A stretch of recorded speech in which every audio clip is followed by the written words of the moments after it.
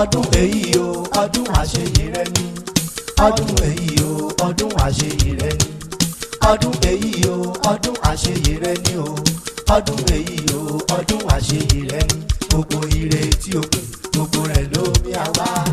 ọdún èyí o ọdún àṣeyìí rẹ ni. àmọ́ ó ló ní òdìlé àrẹwà lóbìnrin tó mọ́ lẹ́sẹ̀ bí aláàrí òdìlé yín fún jòwé yín mẹ́nugún òdìlé Mrs. Abímbọ́lá mi Àníkẹ́ Akínrose Òtù aya Aṣíwájú mo forí balẹ̀ kí n tó mọ̀ wọlé bàbá rẹ lọ. Abímbọ́lá Àníkẹ́ o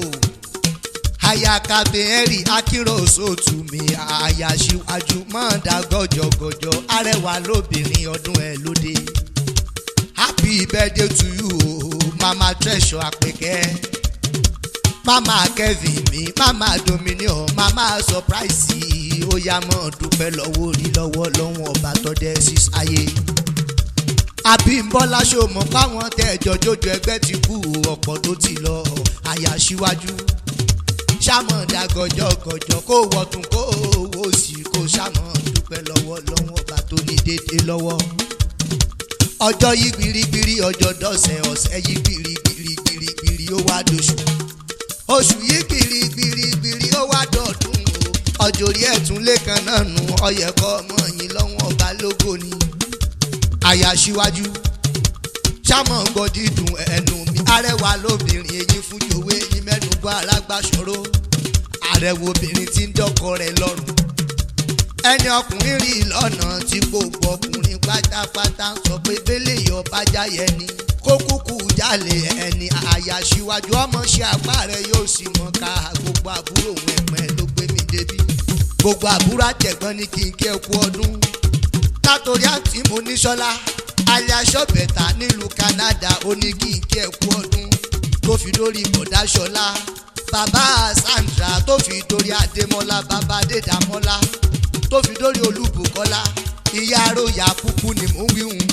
tó fi dórí Ọlámilékan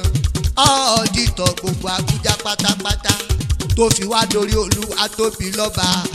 aláṣà tólùdarí tí Surprise tó kárí ayé wọ́n ní kí ìwọ ọdún wọ́n lè ṣọdún èyí náà pé wàá ṣe tẹ̀mí sí owó tọmọ taikuta irun tí ṣe balẹ̀ ọ̀rọ̀ ọmọ wọn lóńdó ẹ kí mogun ara àjàmà Ondo kan la méjì Ondo méjì la mẹ́rin ayérò fẹ́ máa dọ́kọ̀ níbi owó gbèsè máa tọrún bẹ̀bí alẹ́ adọ́kọ̀ lójú àgbàrá kíyanrìn ọmọ pọ̀n sí nílé bàbá rẹ̀ èjì wẹ́wẹ́ kò jẹ́ ńlé náà jà sàbẹ̀ nínú ilé bàbá rẹ̀ òjò wẹ́wẹ́ kò jẹ́ ńlé náà jà tìrì èjì dòjò dá èjì ọba tètè dá ilé náà jà ni mo gún dalẹ̀ lọ́wọ́ èjò alágbẹ̀dẹ bá rọ́wọ́ mọ́ Abímbọ́lá tọlọ́kọ́ taládàá ni ọmọ rò lọ́nà oko nílé bàbá rẹ̀ wọ́n á ní ayérò ń fẹ́ ti mú wọn ní rí jẹ́ ìṣòṣọ̀gbẹ̀rì kó fẹ́ yín bòjé wò wọ́n mọ̀ pé yàn alágbẹ̀dẹ òkúkú ràn rí lọ́wọ́ ìbá tètè dáyé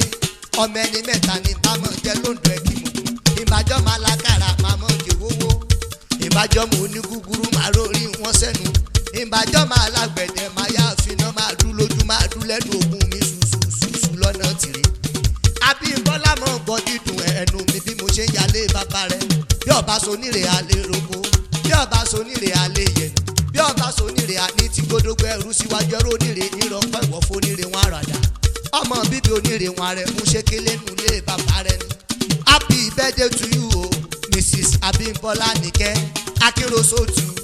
aya Aṣíwájú o mọ́káwọ́ sókè aya Aṣíwájú aya Kábíyèrè mi Akínrose Òtù aya Aṣíwájú ó ti ṣọdún èyí náà wàá ṣe tẹ̀mí sí lágbára Ọlọ́run ọba ẹgbẹ́ kan ní kése wàá dàgbà jẹun ẹni orò kó wá sígbà tí wàá lò láyé ó ní mọ́sáré ọmọ kó tó di kó